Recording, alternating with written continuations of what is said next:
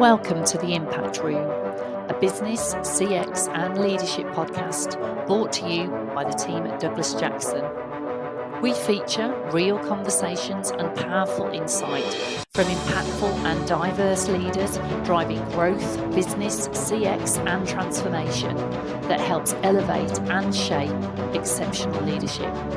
So let's dive into our next episode, and please don't forget to like, subscribe or share if you like this content. Great. Thank you. So hello, today I'm delighted to be joined by Maggie Sarfo.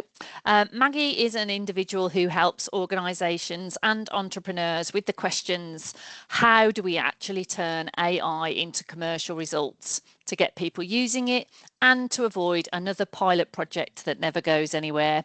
So effectively translating AI ambition into measurable business outcomes.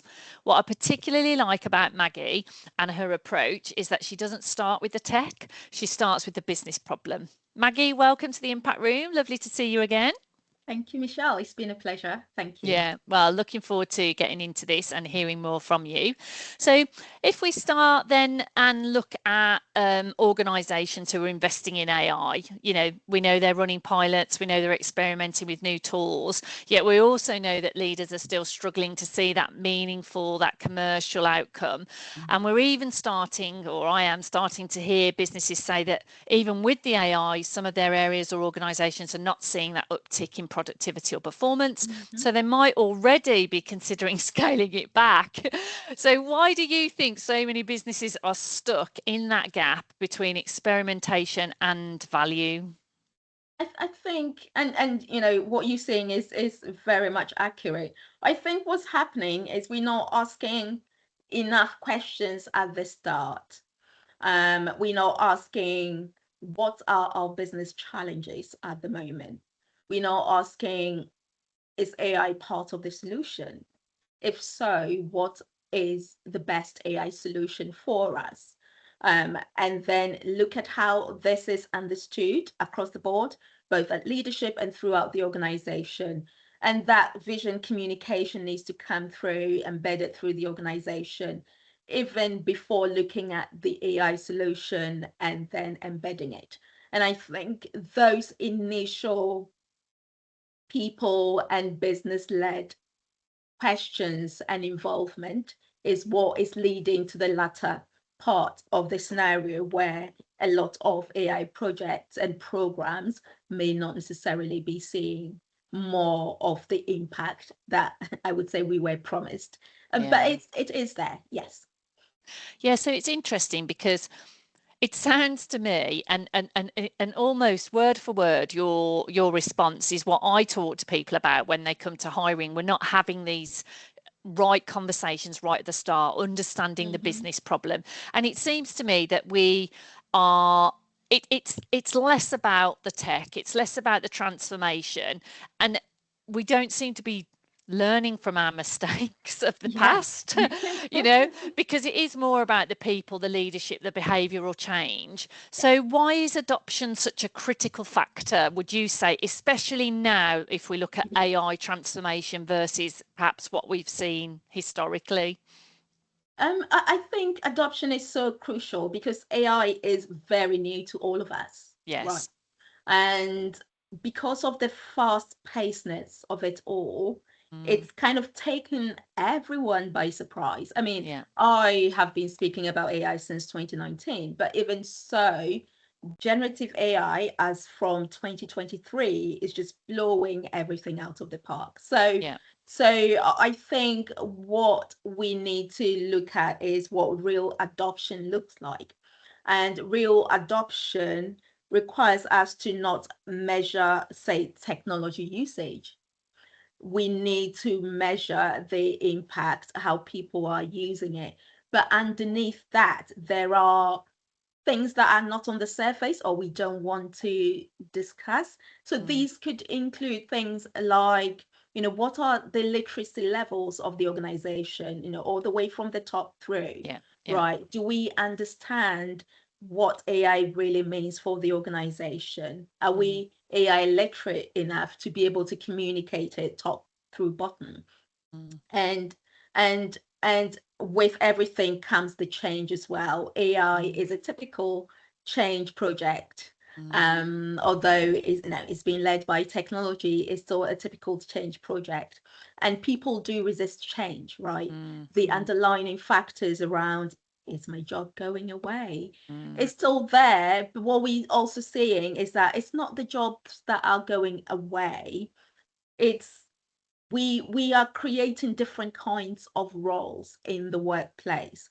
But again, all that understanding, that AI literacy, and helping people to voice their fears and being able to address that. And it's not just, people within, the middle or entry levels of the organization. It's people right at the top as well. Yeah. I was at a conference the other day, and we were talking. I was part of a panel, and we're talking about how readiness is one of those, AI readiness is one of those things where we need to get, especially our leaders and people in our boardrooms, to actually just say to themselves they know nothing. We get into that stage where everyone knows nothing. Of course, we have the experience that we can fall back on, but when it comes to AI, we need to go back to the basis and understand what practical AI means.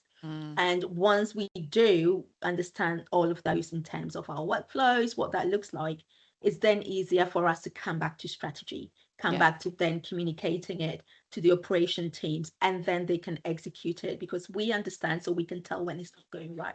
But adoption is about that. It's about all of those, including governance and ethics and all of that as well. Of course. Just staying on these points that we've just talked about a little bit, because I think there's a lot more under the surface, right? I mean, obviously we know that AI is advancing at a rapid pace of knots, isn't it? I mean, ultimately, whereas when we're implementing tools or technology, we might give it a 12-month, a 3-year adoption plan and program.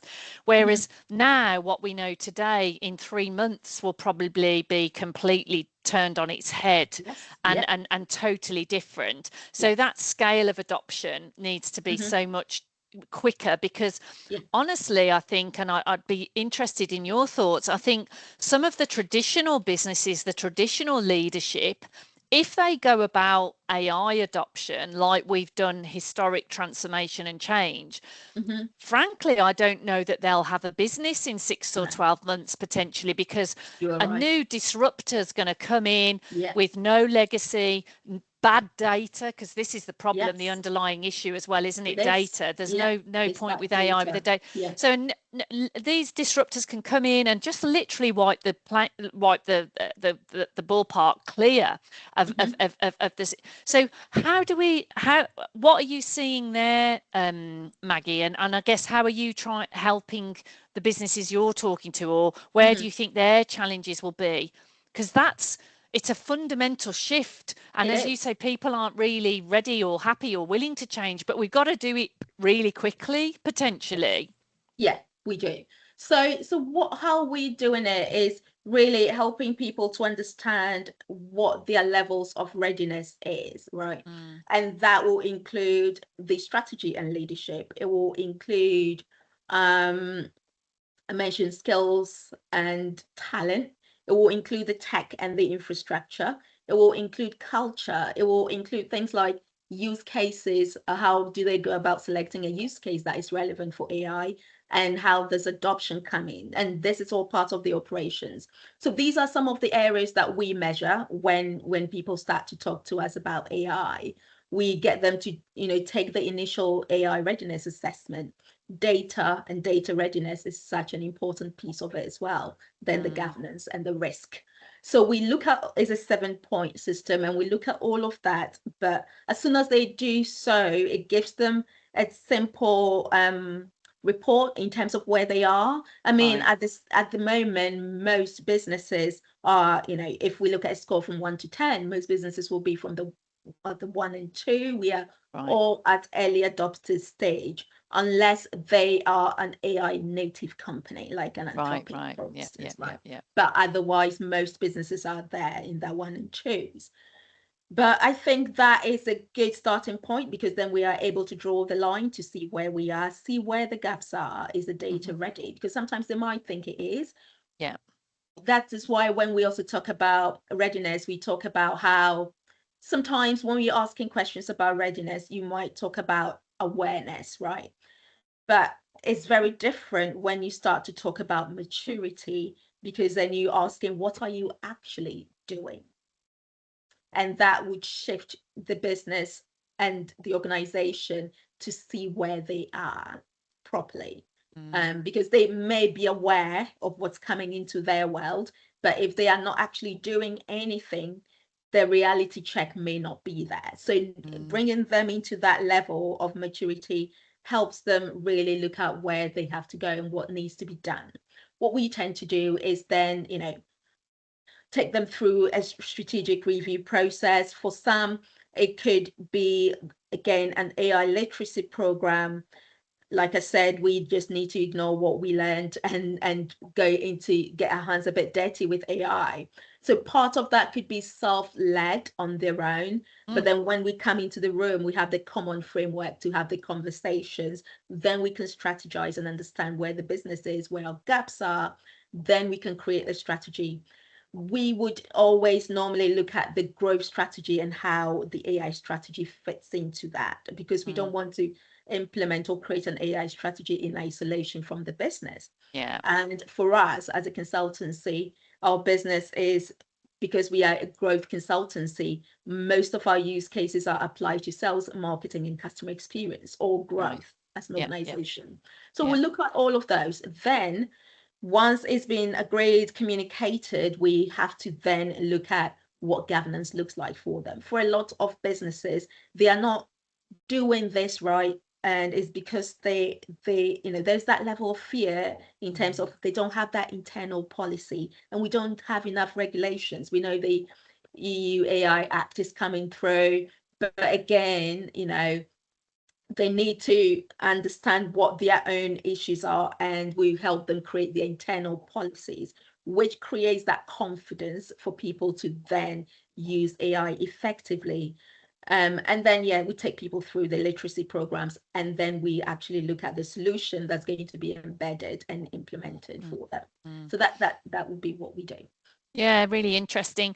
And can I, if I could just ask another question on because I sort of think of AI, again, unlike any other tool or tech, it's a real leveler in terms of literally whether it's a CEO, the term an apprentice, somebody that's Oxford educated, somebody that's, comprehensively educated, it ultimately, we do not know where I suppose the genius is going to come from when it comes to using AI and getting something that is absolutely amazing for our business. So how do businesses deal with that? Is that something you're talking to them about? Because it's very different to sort of how a typical normally is layered, and they sort of say, oh well, we'll give this function this access, or this function this access, or we'll only limit them. But actually they could have some amazing breakthroughs for their business from anywhere. Is that something that you see, Maggie, or talk about? And in as much as you don't want to go too broad, you also don't want to see where the opportunities are. And we know that with AI, it's as good as the questions you're asking, which is why things like prompt engineering become so important. So what we tend to do is get the leader all the way through to everyone else in the organization, from the one just coming through the ranks, to ask a question whenever they come to a challenge. Ask the question, could AI help with this? Could AI help with this? And even jot it down. So even if they don't stop what they're doing, they carry on, they could always come to it. Or when they go to their next meeting, they could always come to it. They could just ask AI, could you help with this? Right. Because that is how you create the knowledge that is out there that you could tap into, purely because the people within the organization are geniuses or becoming geniuses because they are asking or prompting the right questions. The other thing that we need to look at as well is as we look at these things, we also have to think of these AIs as machines that can learn on their own. And with all machine learning solutions, then it can carry on. And so then you need to bring our humanness back into the fore, right? So how does the human really check into their own human and oversee what is happening within the organization? And the more you can do that and select the best use case, in a way, like a lower hanging fruit or the one that solves your problem, the biggest problem now, you can keep scaling the AI solutions use case after use case.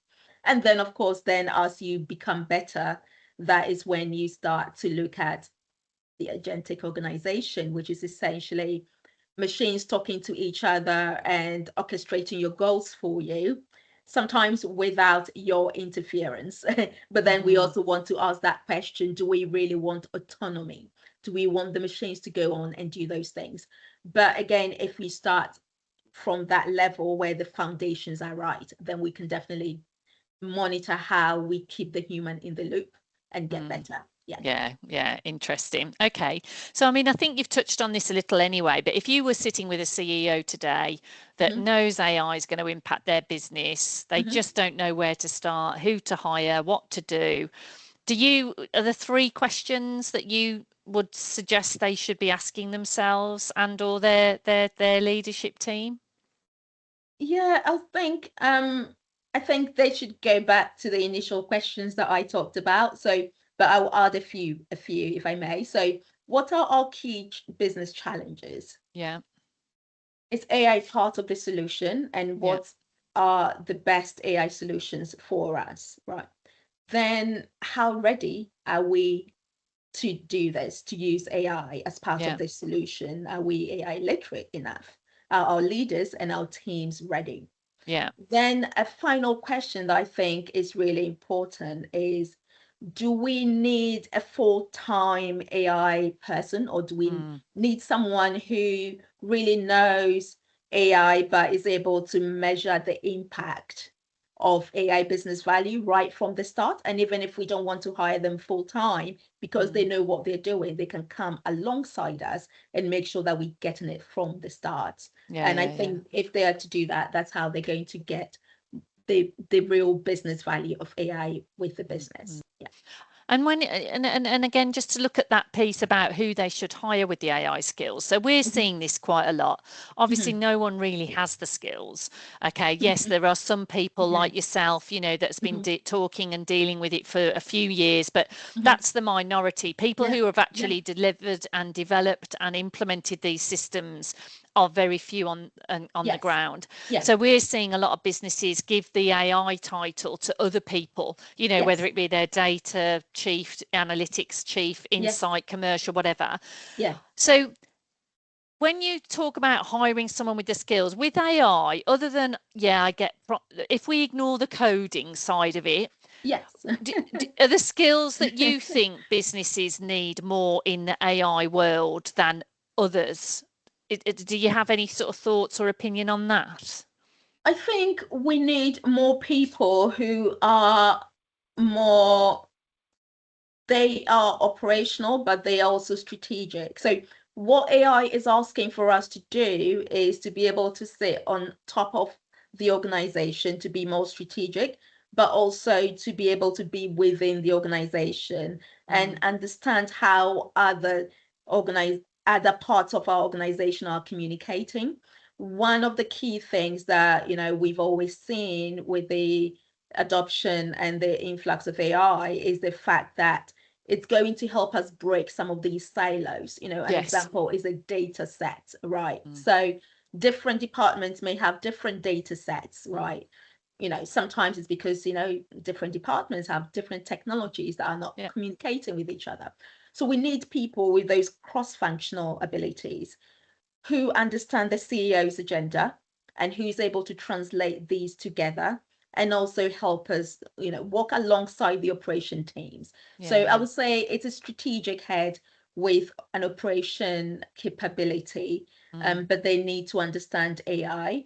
And once that's understood, it's easy for them to then kind of lead all the other teams, including the tech team, because a lot of times I see that in our business all the time. You describe something and the tech guy might say, oh, but we can't do that. And then you sit with them and say, actually, you can. And this is how, right? Because you are thinking from a different perspective. They are thinking from how it's coded. So you need people who can laterally think rather than vertically think. Because I'm just thinking of the example, like, so because even if you had an individual, let's say, that was responsible for AI in the business, and let's say you had some amazing prompts through the prompt engineering, if a finance director had an agent versus a sales director had an agent, and they were to implement exactly the same prompt, you would get to so that governance across the business, and obviously, as you say, understanding the business objectives, so that everyone is breaking down these silos, because actually if you went about it the wrong way, the silos would only be compounded potentially, wouldn't they? If you add AI on top of the chaos, it will become more chaotic. I can give you an example for one of our projects, which in the end they saved 7,000 hours in the space of 12 months. Wow. And because we always bolt on a measurement thing at the end of every program, we agreed that it was the equivalent of 3 to 4 full-time employees per month. Right. Yeah. And this was released back into the business. But what really made this happen was, yes, we did all the initial things, some of which I've described here.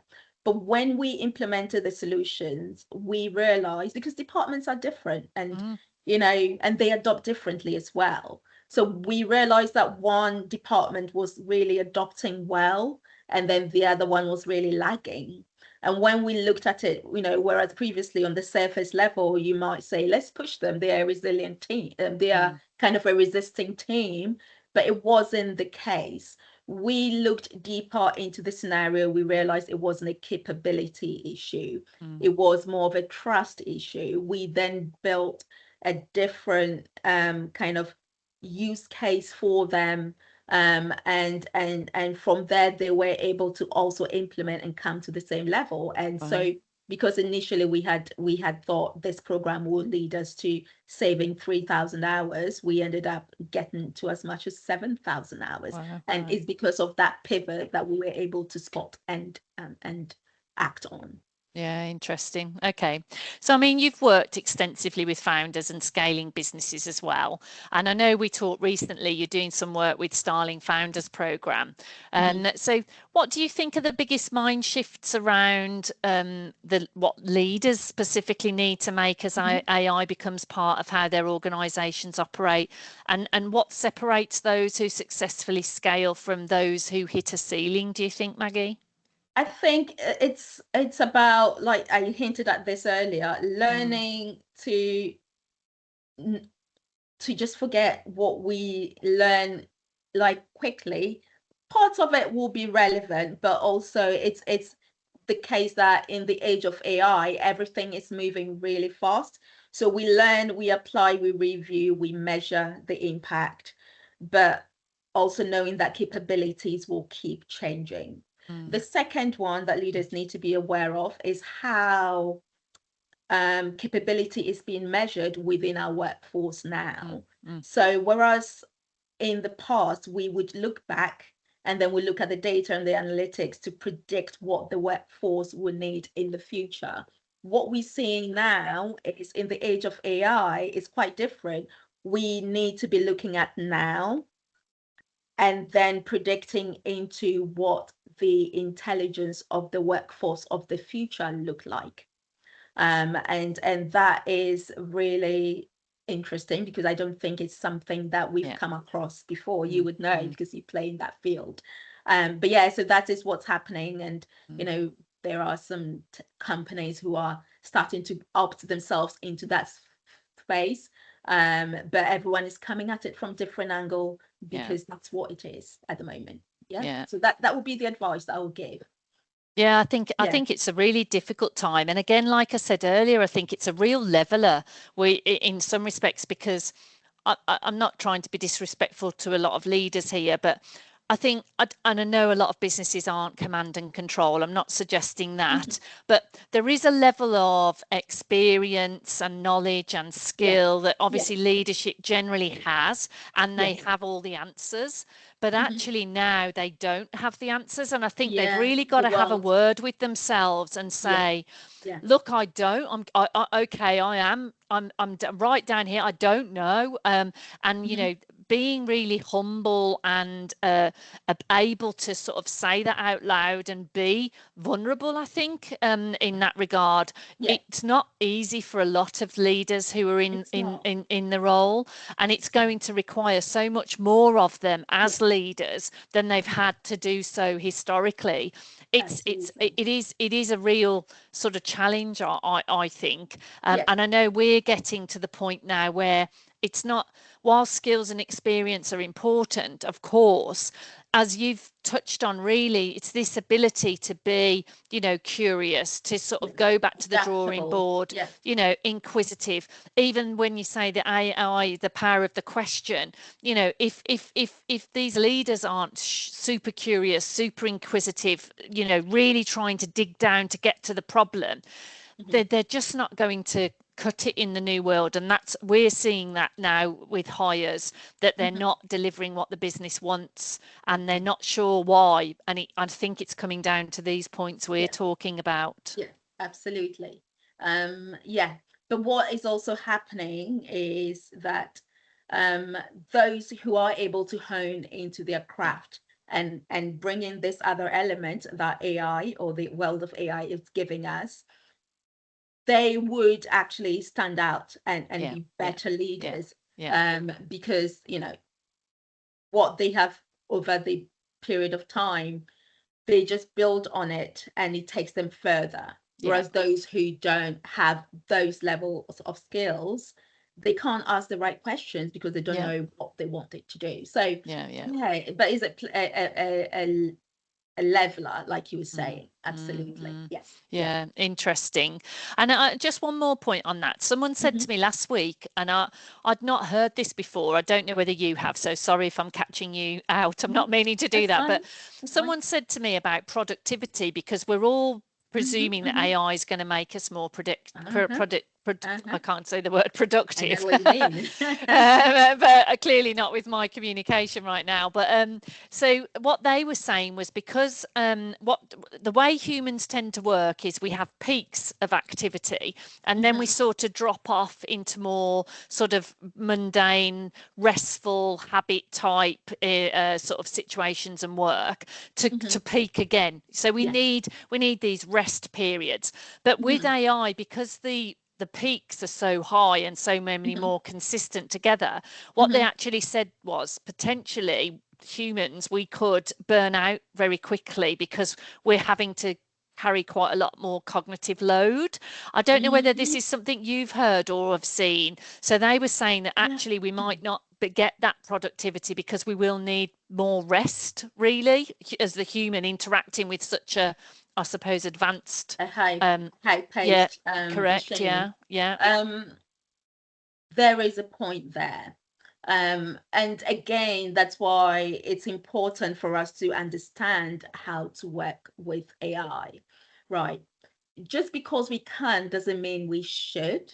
But then if we know how to work with AI, we can manage the periods and we can train the AI to really look at where our peaks are and fill those gaps. But if they're filling the gaps based on what we have put in, then because it's a human and machine aligned kind of instruction, then it's going to do what is right, so we can, you know, recharge our batteries, so to speak, and come back again.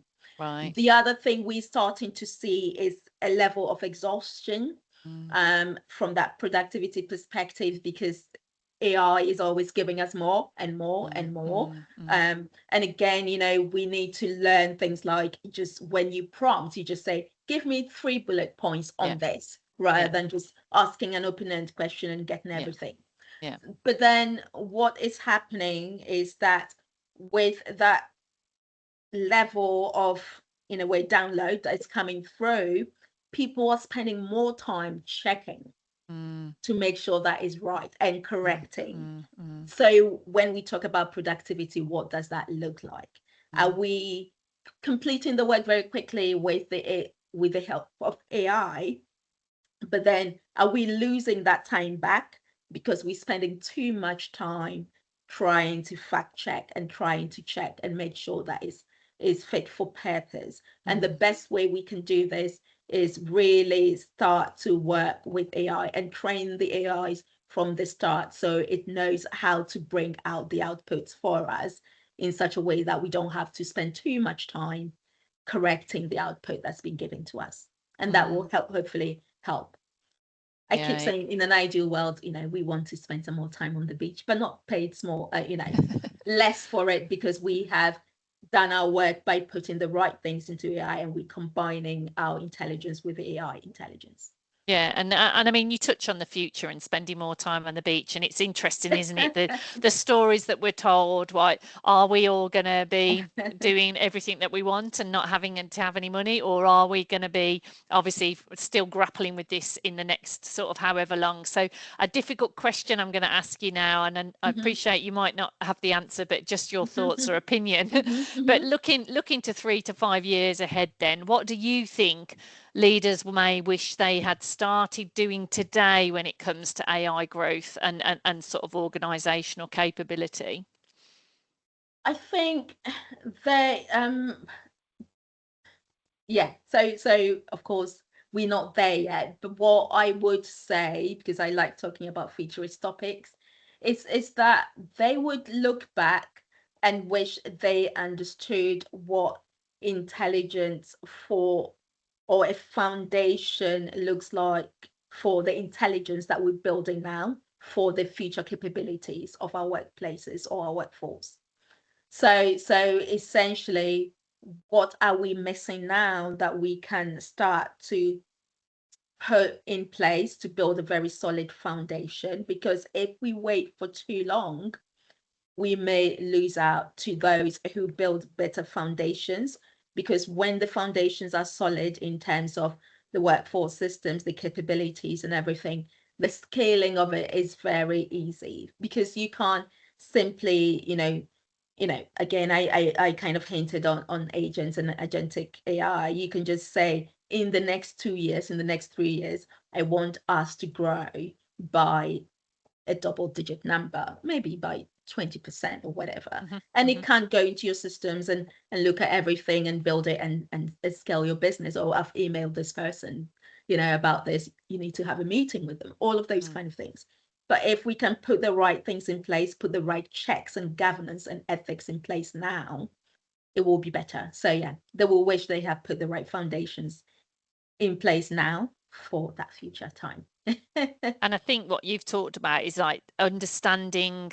I think if we go right back to the start, when you said, businesses don't truly understand the problem, they're not asking the right questions. And I think fundamentally that's bigger now than ever, right? Because I think the lens that people have is what's here and now and what problems they've had of the past, but actually we've no idea what we're entering into. And as we say, the potential scale of agentic AI, and what it can do for us beyond where we are today. If businesses don't really try and think to the future and the art of the possible, then I don't think that they'll even think about the problems until it's far too late. So they won't put the foundation in place that they need, right? Yeah, absolutely. So there's what we don't know, but it's important to understand what is happening now and choose what we want to do as an organization and what we don't necessarily want to do. And even though that information we have now could shift in the future, at least we have hung our hat on something that we can go to work on. Yeah, it almost, just talking to you, it almost thinks, the question just popped into my head, rather than looking at it and saying, what are the problems that we've got? What do we want to fix? Like sales, revenue, CX or whatever. It's almost like, if I could redesign this business from scratch, how differently would it behave? And I Yes. think it's Yeah. almost that's the goal Yeah. versus Yeah. how do we fix these problems type of Oh, thing, really. 100%. Yeah, 100%. That's why for us, we have a Mary's adaptability module, adaptability change module. And, even though we started using this model, which has been adopted by some universities in the pandemic years, now it's being used for AI programs even more, because the change is more about adaptability. And you look at all the various angles, but what we do towards the end of that cycle is asking that question: is our business fit for purpose in the world now, with a few tweaks to be made, or is it not? And from that perspective, should we create a new baby alongside the business that responds to the direct need of the business? And I think that's exactly what you are describing here. If nothing was in the way, who are we now? Okay, good. Is there anything else that you wanted to mention or talk about, Maggie? Well, just to say, we are here at Mary's Consult. we have always loved the opportunity to enable businesses and organizations to grow in a way that is measurable. And what we don't like is people being stuck in pilot mode, or people just spending a lot of money without really calculating the real value of AI and making it work for them. So yeah, so if anyone would like a conversation, our AI readiness and maturity assessment is a complimentary tool. They can go onto it anytime and have a look and see where they are.